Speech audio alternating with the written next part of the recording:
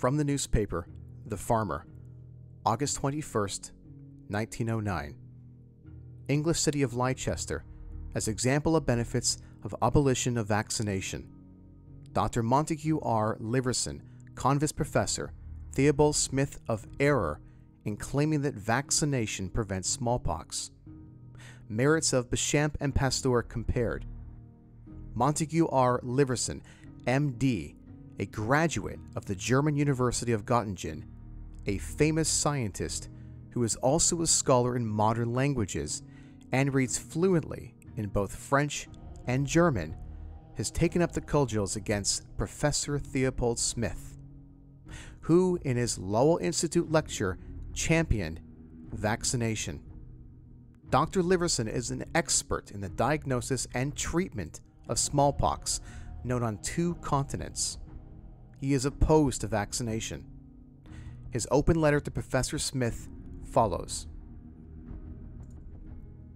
Dear Sir, a clipping from the Boston Evening Transcript of Wednesday, March 31st, 1909, has been sent to me containing what purports to be a report of your 5th Lowell University lecture, accompanied by a request that I make such comments thereon as might be needed to correct erroneous impressions likely to be conveyed by it.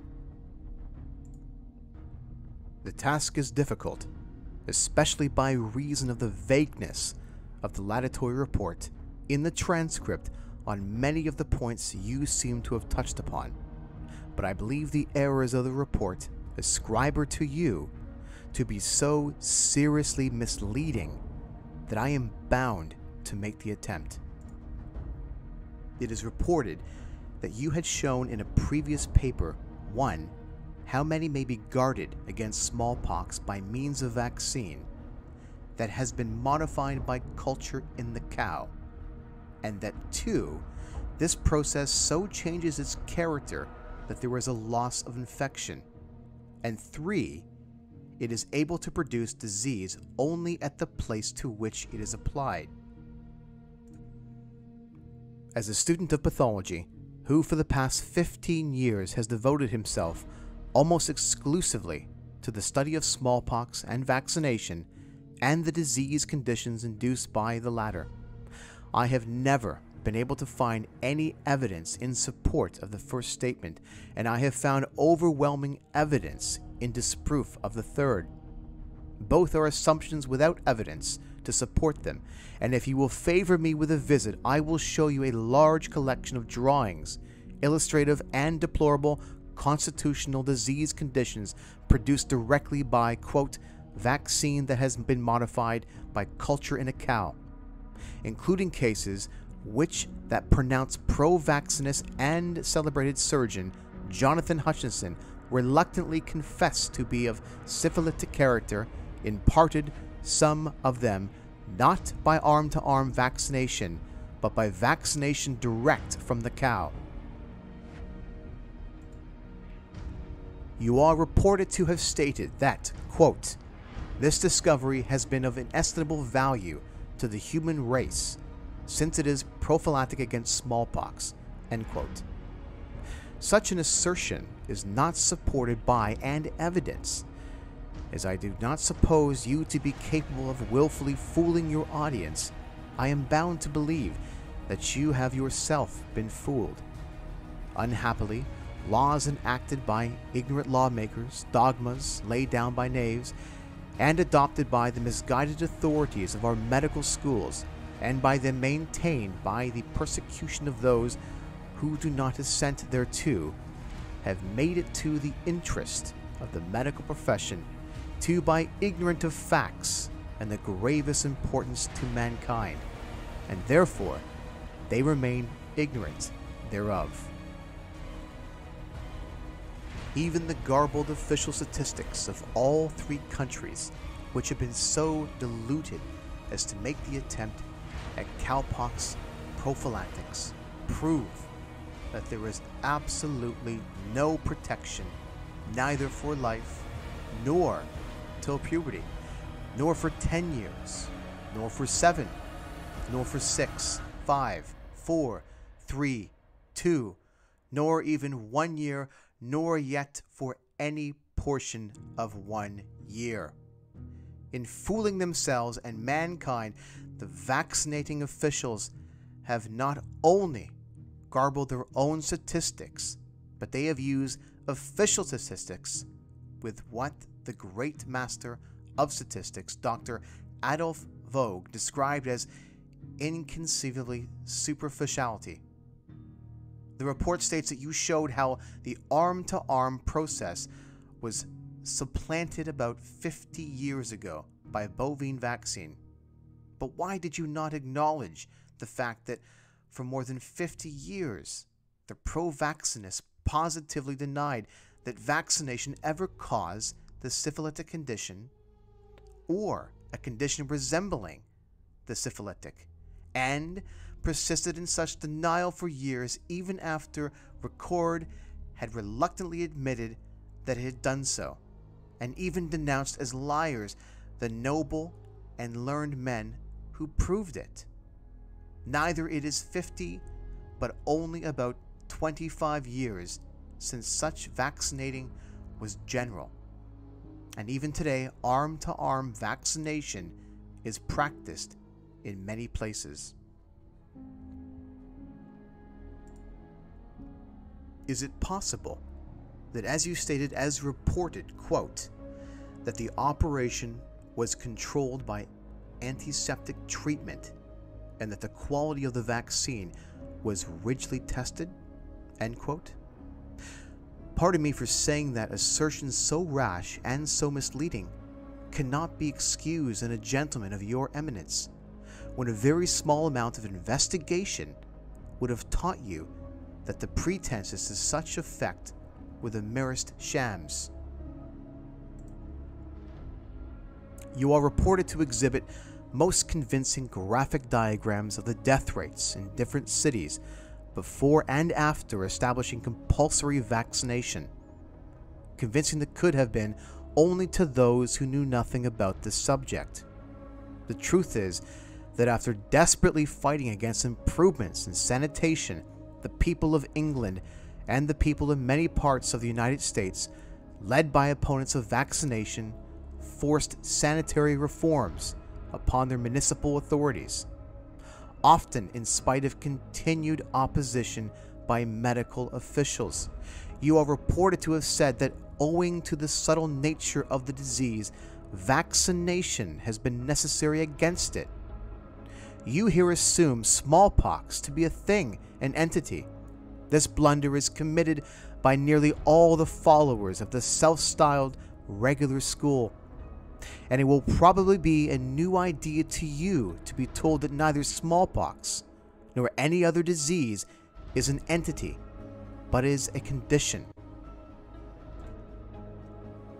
You are reported to have quoted approvingly the fact that Germany insists on 2 vaccinations, one in infancy and the other about the age of 12, while Japan has 3.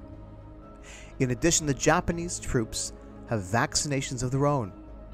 Now I chance to have before me a report of a speech of Baron Kahiro Kakaki at the Jubilee dinner of the Incorporated Society of Medical Officers of Health, wherein he stated that every child in Japan is vaccinated before it is 6 months old, revaccinated at 6 years, again at 14, and that all men were revaccinated on entering the army, while a further revaccination was enforced if an outbreak of smallpox occurred. And yet, in the lecture delivered by the same gentleman on May 12, 1906 at St. Thomas Hospital, he stated that 347 soldiers of the Japanese army took smallpox and 33 died of it during the Japanese War. But I still have further Japanese statistics wherewith to enlighten you and, I hope, the deluded people. We learn from the Japan Weekly Chronicle that up to the 25th of January 1908, there has been no fewer than 3,344 cases of smallpox in Kobe, since the outbreak of the epidemic in November 1907, and that of this number, 1,182 had died, 1,104 had recovered, and 1,158 were still under treatment. Later returns up to February 20th, 1908 shows the total increased to 4,850, of whom no fewer than 2,009 had died. As regards these dismal facts, there is a conspiracy of silence among official doctors in which they are almost universally aided by the medical press and too generally by the lay. I have never seen any explanation, even attempted, of the following gruesome statistics as to smallpox and vaccination in England. From 1847 until 1853, vaccination was encouraged. It was made obligatory from 1854 until 1867 and was enforced with cruel violence from 1868 until 1898. There was an epidemic of smallpox in England in 1857 until 1859, in which there died 14,244 persons. There was another in 1863 until 1865, in which there died 20,059 persons. And in 1870 until 1872, there was another, in which there died 44,840 persons, nearly all of whom had been vaccinated, and many of them revaccinated one or more times. In 1870 and 71, Leicester suffered from smallpox as much as any other large city in England, and then she began her revolt against vaccination. The following table shows a remarkable result, not only as to smallpox, but as to the general health of that city. Great sanitary improvements have been effected during the period of 1870 until 1880, whereof the abandonment of vaccination was not the least important. Quote, "The population has doubled from 1867 to 1872 to about 189. But a still more remarkable exhibit is that of the fatality rate of smallpox in epidemics occurring in much and in little vaccinated towns." As regards Leicester, Mr. J.T. Biggs summarized the important features of Leicester's recent smallpox history as follows. 1. In each of the smallpox outbreaks of 1892, 1893, and 1904, there has been an increasing number and proportion of unvaccinated in the population. 2. The fatality from smallpox has declined in the same period from 5.8 to 1.3%. 3. The general death rate has declined from 19 per thousand in 1892 to 14 per thousand in 1904. 4. The fatality rate of the unvaccinated was only 1.5%, very much less than that which occurred about the same period in much vaccinated towns. 5. Very few of the 6,000 to 8,000 unvaccinated children contracted smallpox. As the reporter of your lecture dealt only in general eulogy of your statistics, it is not possible to prove their erroneous character in detail. I challenge your criticism of those I have above given. They can all be tested and, being so tested, are verified by the returns of the Registrar General of England and Wales and the official reports of the same authority. of the General Government Board despite its continual trickery to support vaccination, and of the medical officer of Leicester.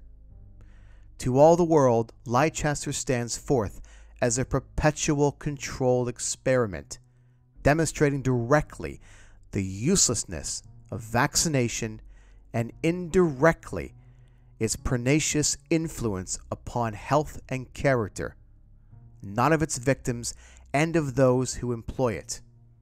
After dealing in generalities as above mentioned, the eulogist of your lecture states, quote, "Next the speaker passed to a consideration of the splendid works of Pasteur. They have been of fundamental importance in the extension of vaccination to other infectious diseases. The latter statement is true in a certain sense. The former is absolutely without foundation. I am not competent to pass judgment upon Pasteur's work as a chemist, example on his asserted discovery of the mode of growth of crystals, but the twofold fact that nearly all of his alleged biological discoveries are either erroneous or were distorted plagiarisms of the discoveries of others ought to induce chemists not to merely examine Pasteur's chemical discoveries, but also to trace their history, to see whether in this field also they may not have been plagiarized. Every one of Pasteur's preventative inoculations have proved a failure.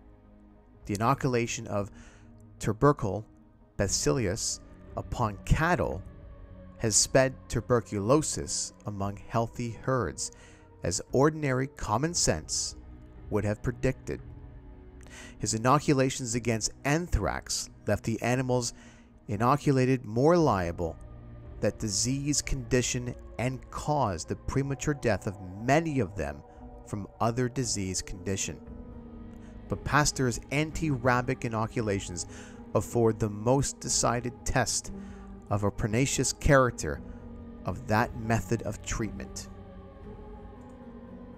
During 23 years preceding the use of anti-rabic serum, there were 685 deaths from rabies in all of France, or an average of 30 per annum.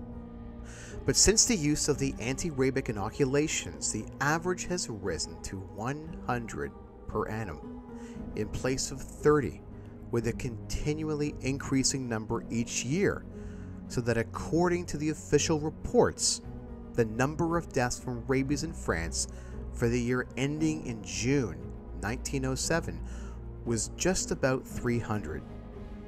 In truth, as Professor Peter said in his address to the Academy of Medicine, Paris, on the 11th of January 1887, quote, "Mr. Pasteur does not cure rabies, he imparts it," end quote.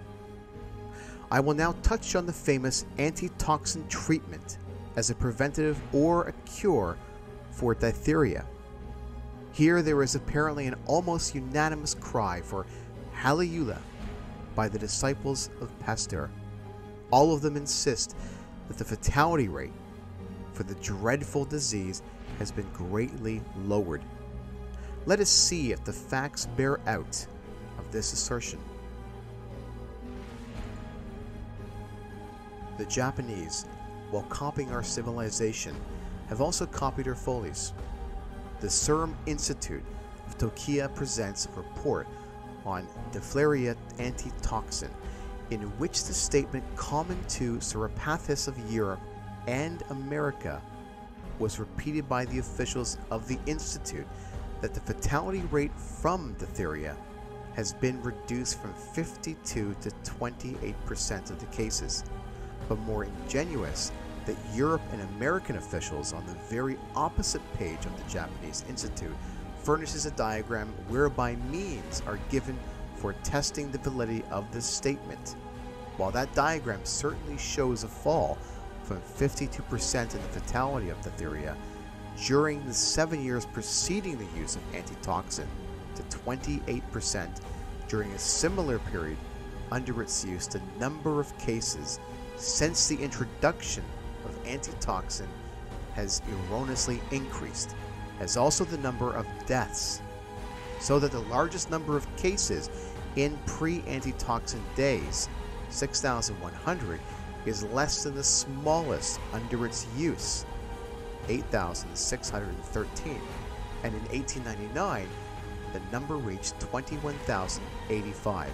Also, and this is an important fact, the largest number of deaths from diphtheria in the 7 years preceding the use of antitoxin, 3205 in 1893, introduced beneath the skin, the wisest was less than the smallest number of deaths under its use, 3296 in 1896. But in 1896, it may well be supported that antitoxin was only in partial use, and the cases of deaths largely increased in 1897, 1898, and 1899, when its use became more general. The following are the figures. 7 years before antitoxin, after introduction of antitoxin. The report in the transcript ascribes to you certain statements to the effect that immunity can be secured in this or that disease condition by this or that inoculation. Such statements have not only been refuted by experience, but had the medical profession been granted by common sense, experiments in that direction would have never have been attempted.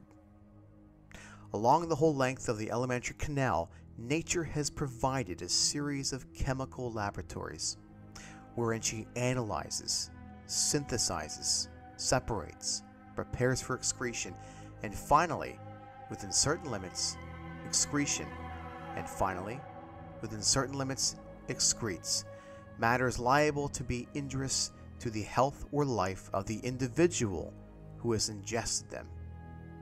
But when any such matters are inoculated, nature's defenses are taken in the flank. It is true that, as if foreseeing man's folly, nature has provided a network beneath the skin, which can sometimes eject poisonous matter by means of abscess, but always at a cost to the lowered vitality of the individual, even where the whole of the poison is ejected. Ingested where the dose is not excessive, a wise physician will still have some power to arrest the mischief by the aid of the emetics or antidotes. Once physician who lives loses all power over the poison, and not only so, but the entire medical profession combined is absolutely incapable of even foreseeing what effect will be produced.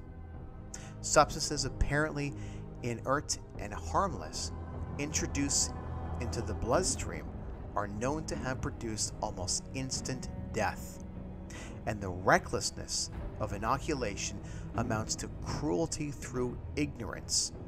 The reporter states that you spoke to Sir Almouth E. Wright's absonic methods, a new name to disguise the fact that the so-called absonic method is but a distorted plagiarism of homeopathy. No true homeopath will resort to the method of inoculating drugs, though I will not criticize a physician who may resort to that scientific practice in some extreme case. Neither will he give the poison of a disease condition as a prophylactic to or as a cure for a name. But after the poison of a disease condition has been proved, after the matter taught by Henneman, the wise physician may administer a very minute portion of such poison by the mouth to a patient who presents symptoms similar to those of the provings. The letter already extended to so great a length that I dare only touch upon the other matters reported to have been stated by you, though I believe every one of them to be erroneous. The microbic theory of disease upon which your teaching rests is absolutely erroneous. The very word microbe is an etymological solcium adopted by the hope of drowning in a conspiracy of silence. The marvelous researches and discoveries of the Master Bechamp, who justly described the microbic theory of disease as la plus grande sottise scientific silliness, has been marvelously promulgated through the consummatability, in a certain sense, of Mr. Pasteur and his followers. Pasteur did not make any discoveries in biology. As I have stated above, his pretended biological discoveries were plagiarized from others, and chiefly from the Master, who not only discovered the causes of fermentation, and that it is a process of nutrition, but also the unit of life, Vic, the micromas. He and his collaborators also discovered that when these became diseased, they developed into what had been erroneously termed pathogenic bacteria, which instead of being the causes, are consequences of disease conditions. Fortunately for the emancipated of the biological sciences from their present condition of chaos, Pasteur has himself provided the dynamite wherein his bubble will be exploded. In his effort to make it appear that he discovered the causes of fermentation and to plagiarize Bechamp with his security, he invented and narrated a fake experiment.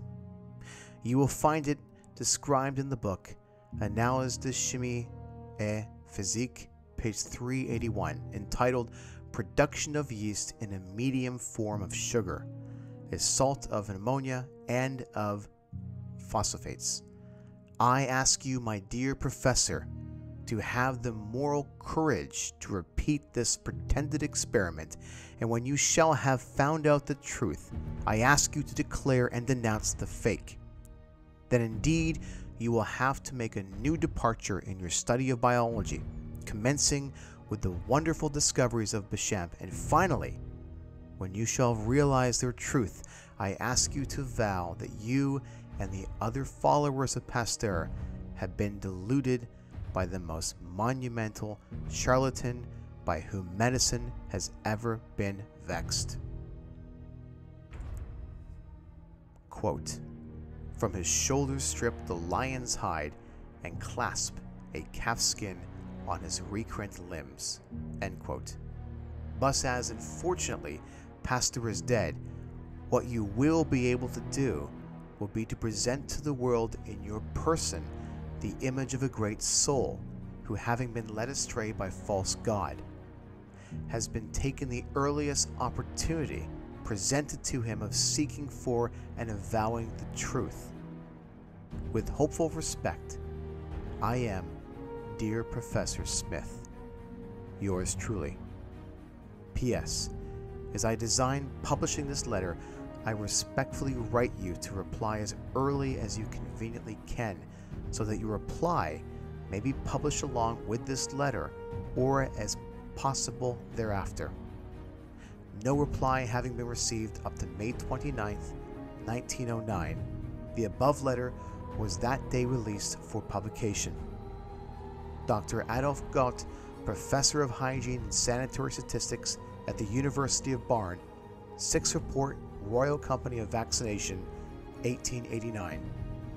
This beautiful exposition of the era of inoculation was first given by Dr. J.J. Garth Wilkinson.